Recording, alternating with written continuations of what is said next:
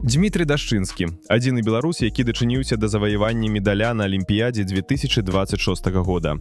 Праўда, як галоўны трэнер зборнай Аўстраліі. Беларусы ж засталіся без алімпійскіх медалёў у фрыстайле упершыню з 1994 года.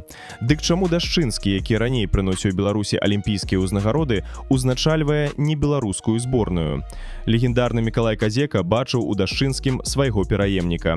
Але Дмітрый падтрымаў свайго настаўніка, які стаў непажаданым лукашэнкаўскаму кіраўніцтву пасля 2020-га.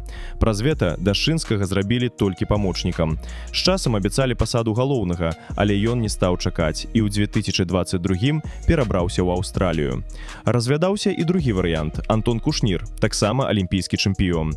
Ён акурат выявіў лаяльнасць рэжыму, але на той момант працаваў з Казахстанам, а потым перанёс складаную аперацыю і доўга аднаўляўся.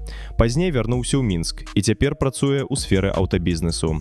У выніку галоўным зрабілі Міхаіла Курловіча, больш паслухмянага і зручнага для чыноўнікаў кандыдата. Ён і дагэтуль займае гэту пасаду.